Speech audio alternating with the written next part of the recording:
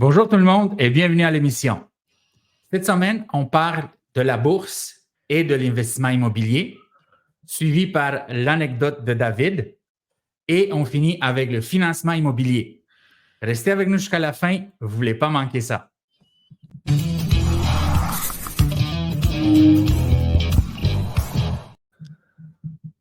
c'est votre première fois à l'émission, prenez le temps, s'il vous plaît, de vous abonner à cette chaîne et de liker cette vidéo. Allons-y.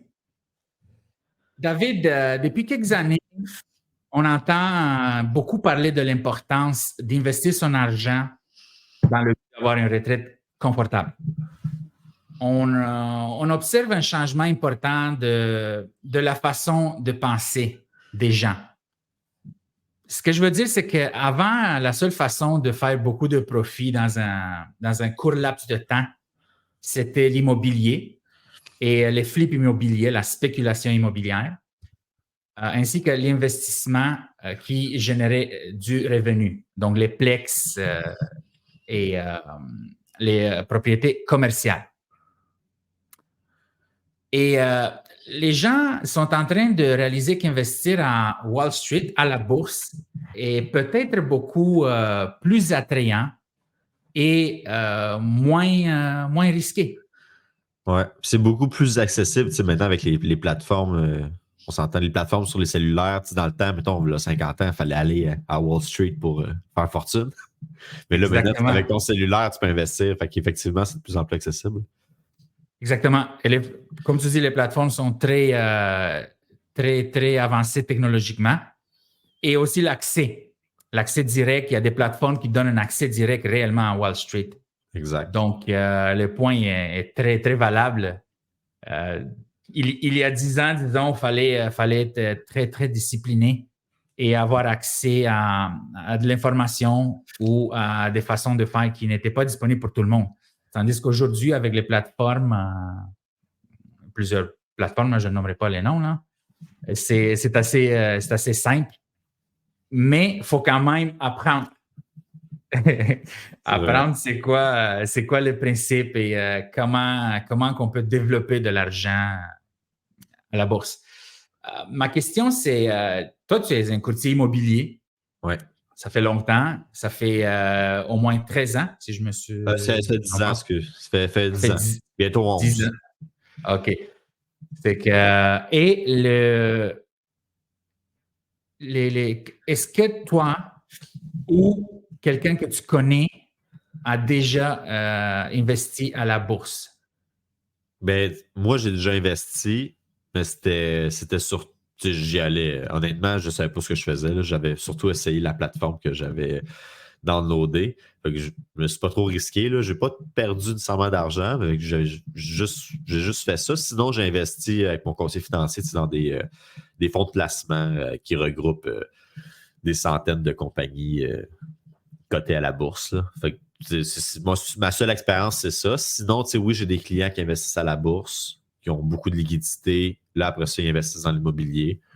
Fait que c'est ça, je te dirais, mon expérience avec la bourse. Mm-hmm. OK.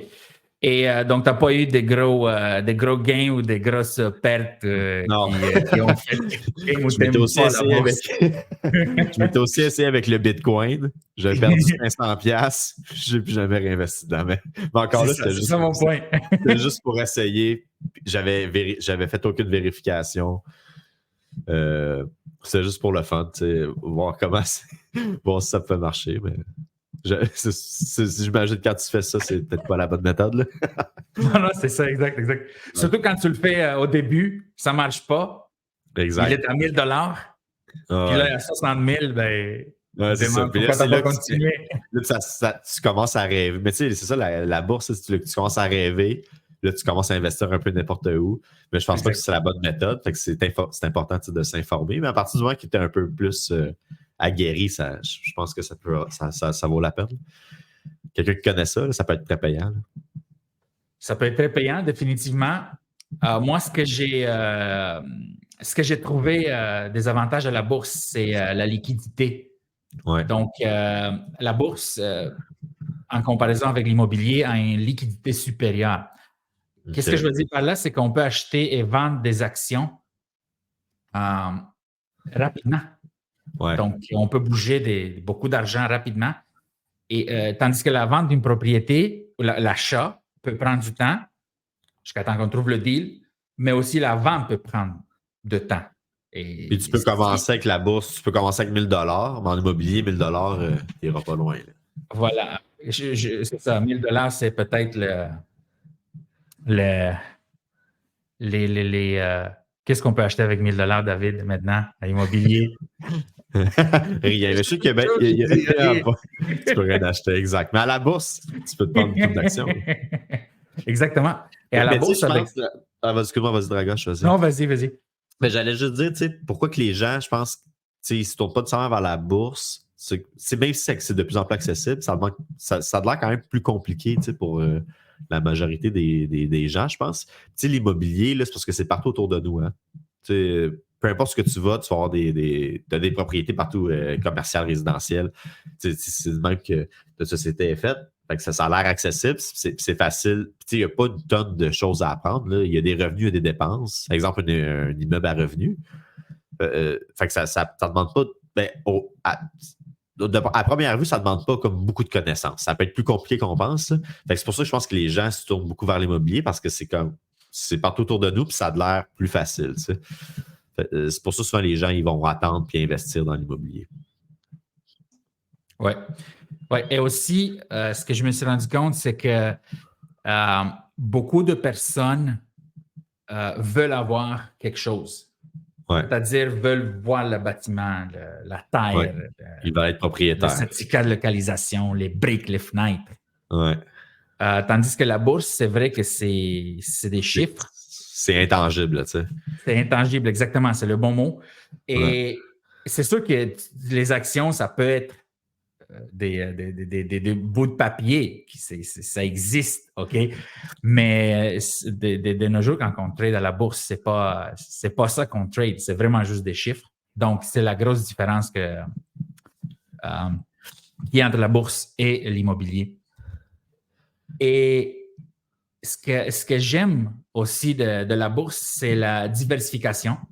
Ouais. C'est-à-dire qu'on peut acheter des options, des actions, de la monnaie, des fonds communs. Donc, quand j'ai fait, parce que j'ai fait beaucoup de flips, moi aussi, comme tu le sais, j'ai été courtier immobilier pendant à peu près 15 ans. Exact. Et avant d'être courtier immobilier, pendant 7-8 ans, je faisais des flips. Donc, ce que j'ai réalisé, c'est que tu dois te concentrer sur une chose dans l'immobilier pour que ça avance bien. C'est-à-dire, quand on commence, moi, quand j'ai commencé, c'est que j'ai acheté des maisons neuves qui ne se vendaient pas. Okay. J'ai commencé en 2001. Ouais. Moi, j'ai commencé en 2012. Puis en 2012, le marché, mais tu sais, c'était après 2008, là. Ouais. C'était vraiment difficile de vendre une propriété, là. Exactement. J'ai connu ça aussi, là. Bon, exact. Donc, tu comprends. Ouais. Fait que les maisons, il y avait des maisons neuves qui ne se vendaient pas. Ouais. Donc, je faisais simplement les acheter, mettre, disons, la clôture, le gazon, l'entrée en pavé uni, et je les revendais. Parce que c'est là que je me suis rendu compte, les gens sont prêts à payer pour une clé en main, mais le principe de ça, c'est value added. Ouais. Donc, c'est la valeur que j'ai ajoutée à la maison qui était l'important pour les gens et qui faisait mon profit. OK. Ensuite, comme tu disais, pour passer vite là-dessus, c'est les faibles coûts d'entrée pour la bourse. C'est quelque chose qui attire les gens et qui va faire, selon moi, que de plus en plus de gens vont se tourner vers la bourse dans un avenir proche. Surtout le temps que les prix de maison ne vont pas descendre, ce qui va être probablement jamais qui va arriver. Mais tu sais, même non, c'est sûr que dans le prochain 10 ans, ça baissera. Exactement. D'après moi, il n'y a pas assez économique majeure. C'est ça, exactement. Mais si on parle de Québec, il n'y a pas assez de maisons. Là. Mais tu sais, c'est ça la grosse différence. Là, exemple, moi, je parle d'investissement immobilier. Tu ajoutes un immeuble qui rapporte des revenus. Là. des fois, ça se peut que tu trouves un immeuble qui va être plus rentable que n'importe qu'un fonds ou qu'une action en bourse. Mais la seule affaire, c'est que souvent, les gens, ce qu'ils ne savent pas, c'est que ça demande beaucoup de gestion, beaucoup de temps. Des fois, un peu plus de risque. Il faut gérer le risque des locataires qui ne paient pas, exemple, puis c'est quand même d'énergie. Fait que le temps de gestion, faut le prendre en compte. Après ça, l'argent, il faut que tu réinjectes dans l'immeuble parce que en bourse, ton action, tu n'as pas d'argent à remettre pour entretenir ton bien. Tandis qu'un immeuble, tu as de l'argent à mettre quand même si ça rapporte des sous. Fait que c'est non négligeable, cette partie-là. Fait que oui, tu peux faire un 20% de rendement, mais l'énergie, le temps, puis l'argent que tu dois remettre, c'est ça la grosse différence aussi. En plus de la liquidité, ça demande beaucoup plus de liquidité pour acheter un immobilier. Là. Fait que je dirais que c'est ça la grosse différence, que des fois, les gens ils pensent que c'est bien beau, c'est facile l'immobilier, mais c'est un job. Là. Tandis qu'en bourse, tu perds ton argent, tu n'as rien à gérer. Ça dépend qu'est-ce que tu fais si tu fais du day trading. Là. Mais tu mets de quoi chez McDonald's, là, tu laisses ton argent en bourse, tu n'as pas de gestion à faire avec ça. Oui, exactement. Ça, c'est un de mes points. Ouais. C'est la gestion simplifiée. Je l'avais écrit. OK, c'est ça. Mais oui, l'immobilier, ça peut être payant, mais voilà, c'est ça. C'est ça la différence. Oui, c'est un peu plus slow. C'est ça. C'est pas nécessairement facile, c'est ça que je veux dire. Là. Exact. En général, c'est vrai que la bourse, comme tu dis, si on fait du day trading, c'est une autre chose. Exact. Mais en général, ça ne nécessite pas d'une gestion quotidienne. C'est ça. Et si tu sais comment placer tes choses, ça peut être relax. Tu n'as pas besoin de stresser. Et une autre chose que je voulais parler, c'est le rendement potentiel. Donc, lorsqu'on a, disons, 100 000 $, 100 000 dans l'immobilier va nous rapporter un certain pourcentage. Exact. Il y a des gens qui cherchent 7%, 10%, 15%, 20%, exact. 30%. 30%, disons que tu fais 30% de retour sur investissement. Disons, tu prends 100 000, tu achètes une maison, tu fais un flip, tu payes toutes les rénaux, tu vends la maison et tu fais un profit de 30 000. Ouais. Et ça, c'est 30% de ce que tu as mis comme argent. Tu as mis 100 000 dans le projet et maintenant, tu fais 30 000, qui est 30%. Ouais. Donc, pour faire 30 000, faire 30%, ça a pris 100 000 $. Ce que j'ai réalisé, c'est qu'avec le même 100 000, dans la même période de temps, si tu sais quoi faire, tu peux le doubler et le tripler. Mais ça demande des formations, par contre. Oui. Il faut quand même savoir ce qu'on fait. Oui. C'est pas garanti nécessairement. Non, mais il n'y a rien qui est garanti à la bourse. Non, exact. Mais ni dans l'immobilier, mais on dirait que l'immobilier, la maison est encore là. Mais exactement. Qui se passe. mais en termes de temps, c'est beaucoup moins de temps. Tu dis, j'ai fait 30 ans dans l'immobilier, mais tu as travaillé 150 heures. Tu sais. Ouais. Moi, j'ai fait des flips. J'ai été courtier immobilier. J'ai fait plus de centaines de transactions là, dans les 15 ans. Donc, je vois la différence. Mais pour le même pourcentage, c'est moins de temps, c'est ça? C'est moins de temps et le potentiel est beaucoup plus élevé. Beaucoup plus élevé, mais le potentiel de perte est beaucoup plus élevé aussi. Exact. Ça va avec. Ça va avec. Et une dernière chose en finissant sur ce sujet, c'est que, tu sais, si les gens qui veulent absolument investir dans l'immobilier, à bourse, il y a des ETF qui vont donner, tu sais, mal 1, bon 1, 7, 8, 9, 10, 11%. Et donc, c'est des compagnies de ETF, c'est des fonds avec lesquels il y a des immeubles commerciaux et, tu sais, qui sont achetés par des professionnels avec des évaluateurs. Donc, c'est sûr que ces bâtiments-là ne bougeront pas non plus. Là. C'est moins de retours, mais tu peux faire quand même, même dans les mauvaises années, 7, 8, 9, 10% sur ton argent, sans avoir à acheter ces immeubles-là, puis à les entretenir, puis à trouver les locataires. Donc, ça, c'est une autre chose que j'ai trouvé très intéressante. OK. Il y a peut-être des gens qui vont dire, coudonc, David, tu ne défends pas l'immobilier. Là. Mais, mais là, David, tu vas voir l'opportunité maintenant. Ouais, mais en fait, c'est pas une question de défendre. Moi, je connais l'immobilier. Des fois aussi, il faut investir dans ce qu'on connaît. Moi, je connais beaucoup l'immobilier. Il faudrait que je prenne des formations en bourse ou sinon faire affaire avec des professionnels. Mais l'immobilier, non, c'est juste que je voulais juste faire le parallèle. Tu vois, les gens pourraient dire hey, pourtant, c'est facile de faire de l'argent de l'immobilier. Tu achètes un immeuble 50 000 moins cher que qu'est-ce que ça vaut. Tu leur vends 50 000 tout de suite plus cher. Mais tu sais, ça, c'est des locks, c'est des deals, c'est dur à trouver. Moi, je pense pas que c'est nécessairement facile. Ça se fait, là, mais c'est un travail à temps plein. Il faut que tu sois à la recherche. Si tu cherches des deals immobiliers, faire de l'argent avec ça, puis vivre de ça, c'est un job là, de 50 heures, 60 heures semaine, sans arrêt tous les jours. Fait que, oui, ça se fait. Fait que, c'est pas que je le défends pas. Ça se fait, là, faire des gros profits. Là. J'ai des clients qui font ça, mais ils ont des équipes. Ils sont pas seuls. Puis ça demande beaucoup, beaucoup, beaucoup de temps et d'investissement. Fait que c'est pas facile. C'est une job comme une autre. Là. Au final, je pense qu'en termes de temps, la bourse va sûrement demander moins de temps. Mais après ça, tu sais, quelqu'un qui est expert en immobilier, si c'est ça qu'il veut faire, c'est ça que tu connais, il faut quand même investir dans ce qu'on connaît aussi. Je suis 100% d'accord.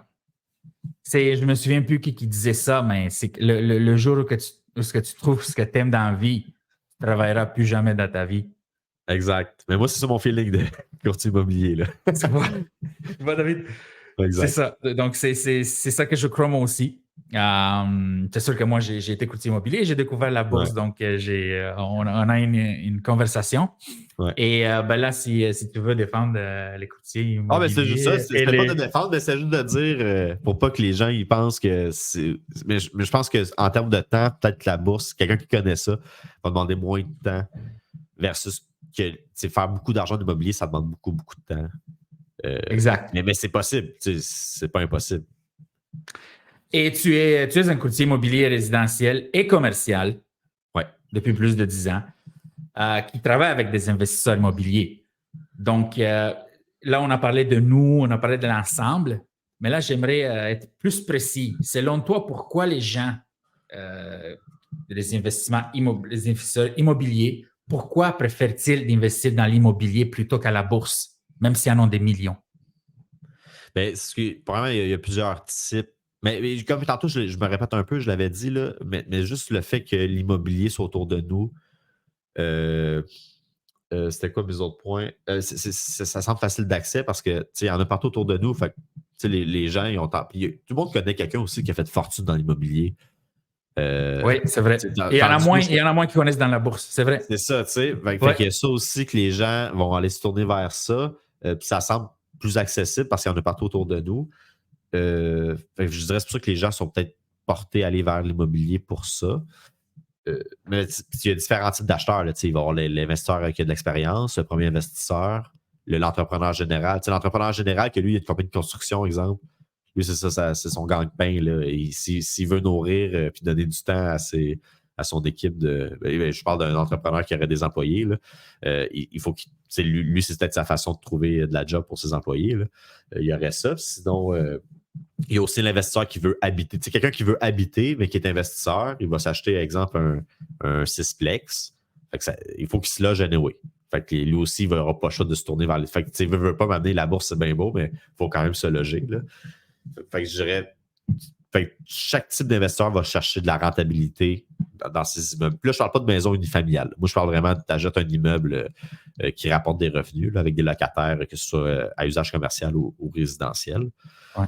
Fait que je dirais, ces 4 types d'acheteurs-là vont chercher de la rentabilité. Puis la raison pourquoi ils se tournent vers l'immobilier, c'est parce que c'est facile d'accès. Puis tu n'as pas nécessairement besoin d'un cellulaire pour savoir que l'immobilier existe. Là. Versus la bourse, c'est pas tout. Quelqu'un qui n'est pas très technologique, ça va être plus compliqué. Oui. C'est une très bonne discussion, je trouve. Ouais. Ouais. Mais c'est bon, après ça, si tu as beaucoup d'argent, tu peux aussi diversifier. Tu peux avoir un bien immobilier et investir à la bourse. Exact. Mais après ça, c'est un choix. Qu'est-ce que toi, tu veux faire? La bourse, ça demande moins de temps et moins de gestion. C'est pas un travail. Ça dépend de ce que tu veux faire aussi. Là. Exact. Et là, as-tu une anecdote pour nous, David? Ouais, concernant l'investissement immobilier, parce que c'est la section de l'anecdote de David. Il n'y a pas encore de musique. Hein? Peut-être qu'à un moment donné, il va y avoir de la musique là, quand ça va rentrer. Exactement. Il faut attendre 3 épisodes. OK, c'est ça. Avant que la musique arrive. Exactement. Non, je voulais faire le parallèle entre l'immobilier et la bourse. Moi, j'avais fait affaire avec un client qui était très fortuné, qui avait fait fortune à la bourse. C'est un avocat en droit international. En gros, il représente des riches familles françaises. Parce que Puis les riches familles françaises, quand il y a une succession, c'est imposable. Oui. Fait qu'eux autres, ils transféraient leur patrimoine au Canada. Ça faisait en sorte que ces gens-là pouvaient hériter. Mais là, si je te parle des riches familles, là, c'est des dizaines de millions en montant. Fait que comme ça, ils sont capables d'hériter 30 millions non imposables. Fait que c'est lui, il représente des clients qui ne représentent même pas 1% de la population. Là. Mais bref, lui, avant, dans le temps, il a fait fortune dans la bourse parce qu'il représentait des compagnies puis il était payé en actions. Il rendait des services d'affaires. Tu sais. Fait que finalement, ce client-là, je le rencontre, il achète une propriété avec moi, il déménage, il habitait en France, il revient au Québec, il achète une propriété 100% comptant. Mais là, dans le temps, les taux hypothécaires étaient tellement bas. Fait que finalement, lui, il s'est dit que non, m'a réhypothéqué ma maison, puis m'a la placé à la bourse. Fait que c'est de faire le parallèle, des fois, tu peux te servir de l'immobilier. Lui, il connaissait très bien la bourse. Fait qu'il a hypothéqué sa maison à 3% pour aller investir, peut-être aller chercher du 5% montant. Bien, sûrement plus que 5%, là, sinon ça ne vaudrait pas la peine. Là. Mais bref, fait que des fois, tu peux t'endetter. Tu sais, les gens, des fois, ils veulent pas de dette. Mais tu peux jouer avec ça. Tu t'endettes pour aller investir ailleurs et faire de l'argent. Oui, exactement. Et je voulais discuter de tout ça parce que c'est un bon point que tu as amené. C'est une bonne transition. Si je comprends bien, ce qu'il a fait, le monsieur, c'est qu'il a pris l'argent des maisons qu'il avait, donc hypothéqué sa maison. Il a pris l'équité, si on veut. C'était pas un investissement, là, c'est une propriété pour y vivre. C'était pas une propriété à revenu. Là. OK. Donc, je comprends très bien. Oui, ça va avec ce que j'avais préparé ici. Okay. Donc, qui montre, au moins c'est une étude qui a été faite par Banque Royale et ça, c'est en date de la fin de l'étude a eu lieu le 31 janvier 2018. Donc, c'est sûr qu'après COVID, le prix des propriétés a doublé dans la plupart des villes. Au Québec, en tout cas. Mais au Québec, c'est clair, là, on parle doubler et plus. Là. Mais aussi, la bourse a bien performé. Donc, ce graphique-là peut être proche de la réalité en ce moment aussi. C'est ça le point.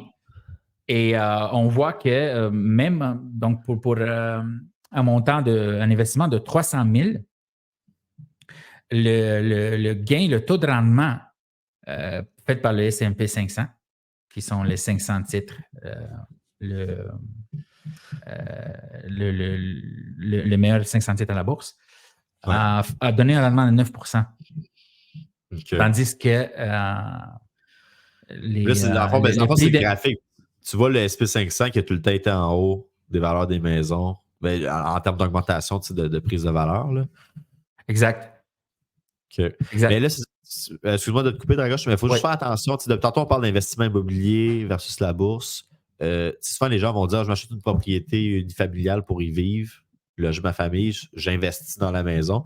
Mais ce n'est pas un investissement. Il faut bien faire attention. Quand tu t'achètes une propriété pour y vivre, tu ne peux pas prévoir dans le temps que ça va prendre de la valeur. Oui, au Québec, c'est sur 50 ans, ça a tout le temps pris de la valeur. Là. Mais quand tu t'achètes une propriété, c'est un luxe que tu te payes.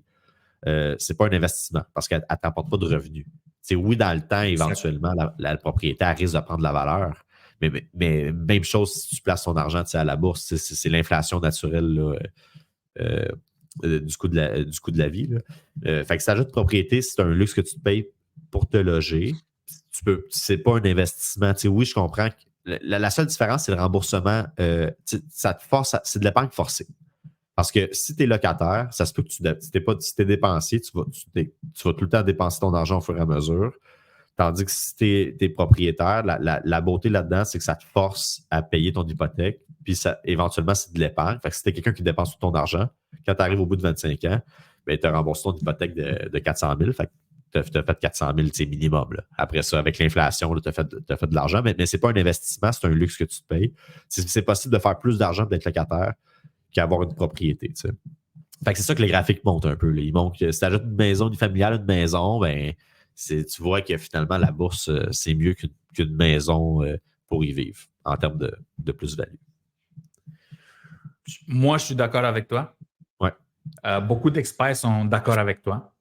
Et deux personnes que je suis régulièrement, donc Robert Kiyosaki et Warren Buffett sont de la même opinion que toi et moi.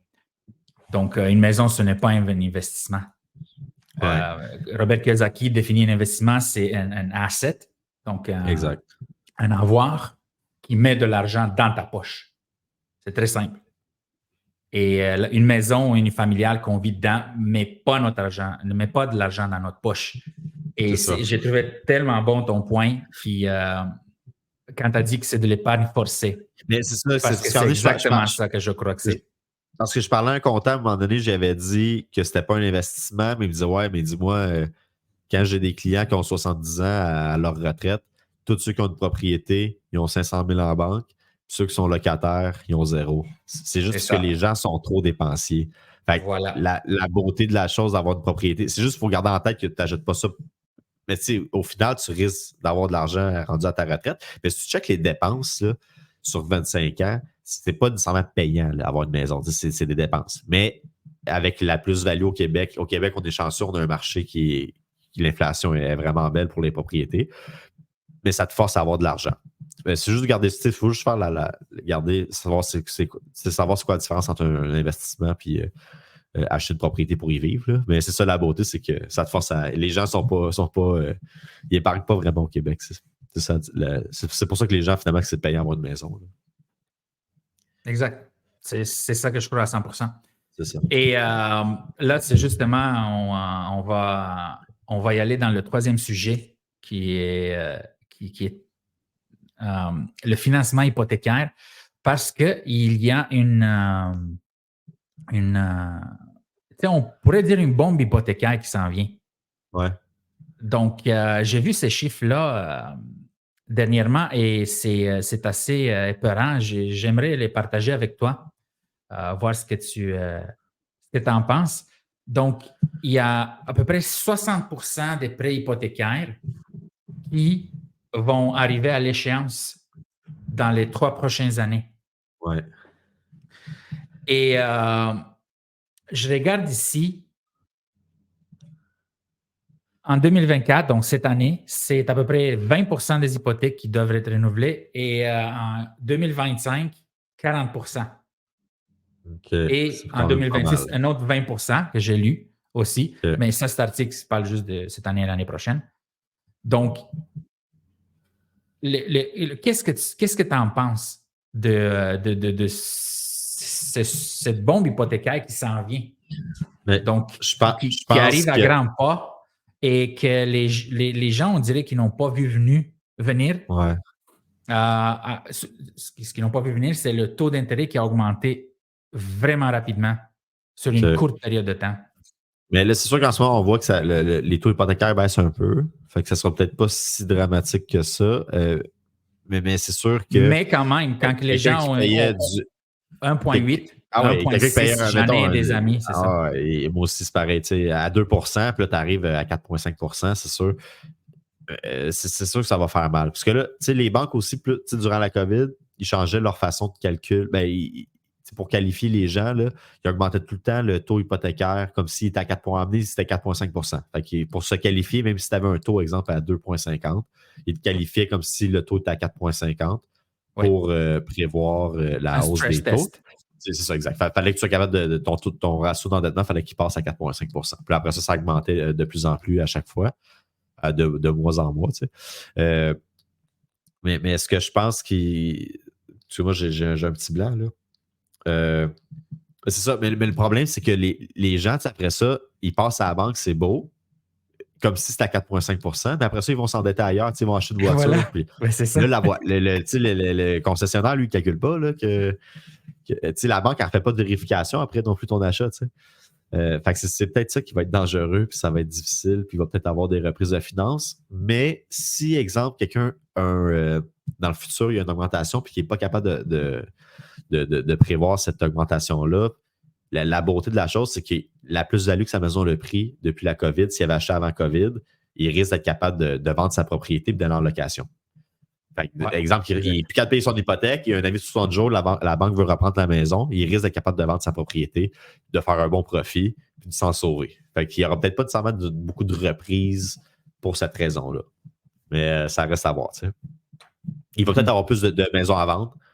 Le marché va peut-être baisser un petit peu parce que plus que de vendeurs, plus que d'offres sur le marché, ça va être plus un marché d'acheteurs. Fait que peut-être que les propriétés pourraient baisser. Peut-être pas baisser nécessairement, mais ça risque peut-être de se stabiliser. Là. Fait que voilà. Oui, moi aussi, je crois ça. Les prix, moi, quand on est arrivé au Québec en 96, il y avait eu la récession. Il y avait une récession en 92 à 96. Et mes parents ont acheté une reprise de finances. Donc, à partir de ce moment-là, il n'y a jamais eu de correction de prix véritable au Québec. Là. Non, exact. Ça fait bientôt 30 ans. Ouais. Donc, je ne crois pas non plus que les prix vont baisser parce qu'on manque de maisons. Donc, c'est simplement la base, l'offre et la demande. Mais moi aussi, je crois qu'il va y avoir une stabilisation et aussi, malheureusement, beaucoup de gens vont être obligés de vendre. Il n'y aura peut-être pas beaucoup de reprises, mais c'est ça. Il y aura plus de maisons à vendre sur le marché. Ouais. Exactement. Ce qui va faire, c'est que les prix vont se corriger un peu.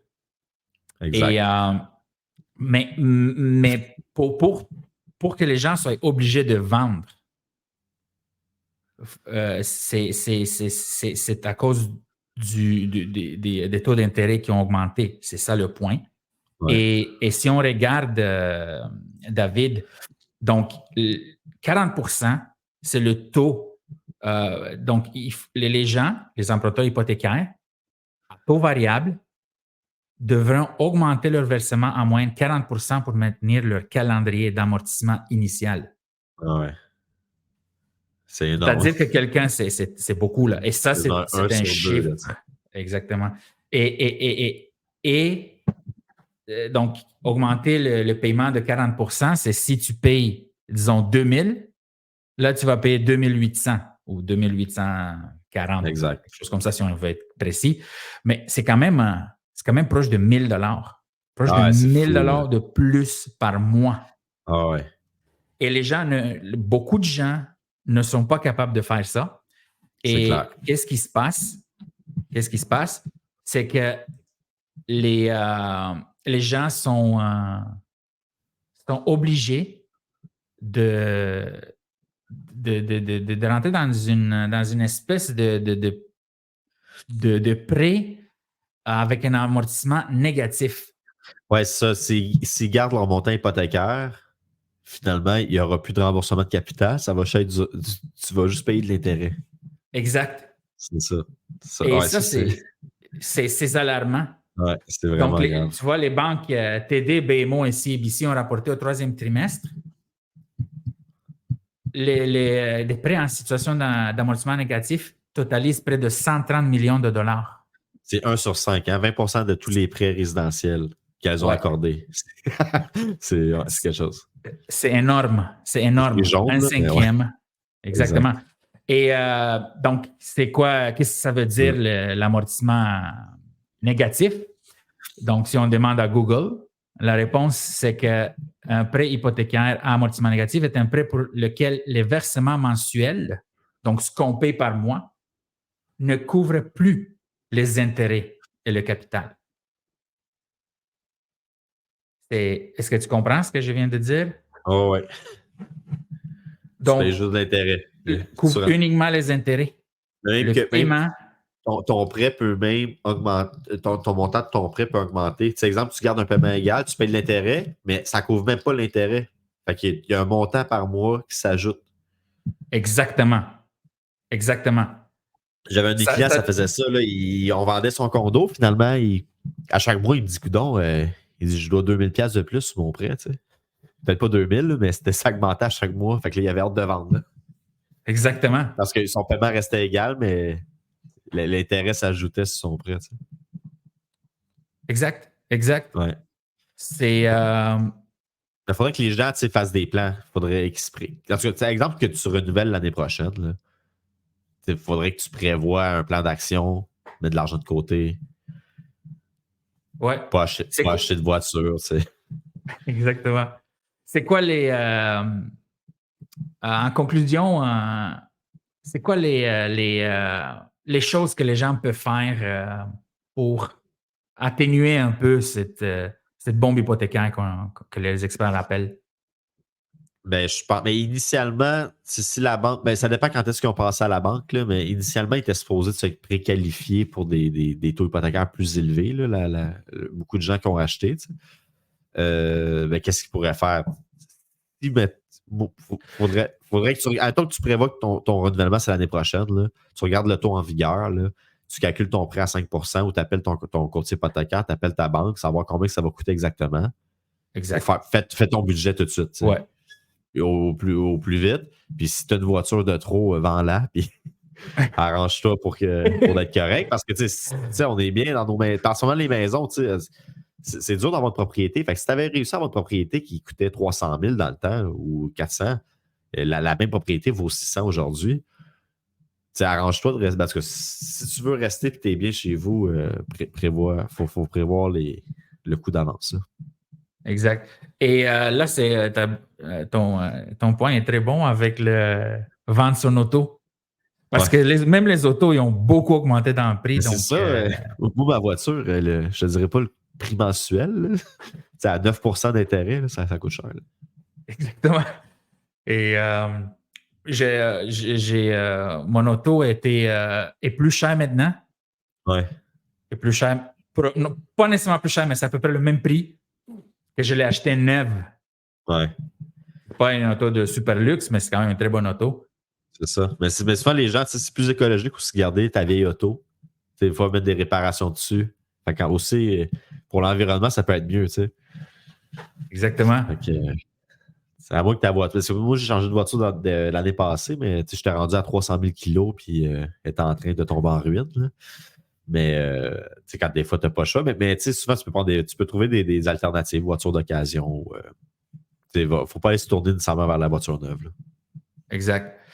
Et David, les gens qui négocient avec, ils vendent leur auto là, et leur vieille CD, si quelqu'un les achète. Et ils vendent leur auto et ils négocient avec le prêteur. Et le prêteur va les aider, mais ils sont quand même pas capables de continuer avec ce paiement-là. Ouais. Ça serait quoi la meilleure chose pour eux? Vendre la propriété, la louer, faire un Airbnb si c'est une maison single, une maison unifamiliale. C'est sûr que chaque cas est différent. Il faudrait regarder chaque situation séparément. Moi, c'est sûr, je ne suis pas le courtier qui va dire vends à tout prix. Là. Quand je vais chez des clients, j'évalue une propriété et ils veulent avoir des conseils financiers. Bien, premièrement, il faut connaître ses limites. Là. Moi, je suis courtier immobilier, là. Je ne suis pas conseiller financier. Là. Mais ce n'est pas nécessairement de vendre la propriété. Il y a peut-être des fois d'autres options. Il faudrait vraiment évaluer. C'est du cas par cas, je dirais. Là. Mais dans le dernier recours, j'en ai des clients, des fois, sont surendettés. Ils disent, check, on vend la maison, je veux régler mes dettes. C'est la seule façon que je peux capitaliser. Puis, fait que des fois, oui, c'est la solution. Puis, des fois, tu peux aller en location. Tu vas en location, tu trouves une location en banlieue, ça peut coûter moins cher souvent qu'une propriété à 500 000. Même si les locations sont très chères, même si les prix locatifs sont vraiment chers, tu vas payer 1500 pour un 5,5, 1700, 1800 montant des fois. Mais une propriété, ça peut coûter encore plus cher. Fait que des fois, ça peut être la solution.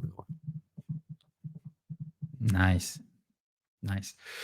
David, j'ai vraiment apprécié te parler cette semaine. Oui, c'est vraiment apprécié aussi. C'est un bel premier épisode. Félicitations. Félicitations à toi aussi. Merci. Et pour les gens qui nous écoutent, c'est tout pour cette semaine. On vous remercie beaucoup pour votre écoute et votre soutien. Et on se revoit la semaine prochaine. Merci tout le monde.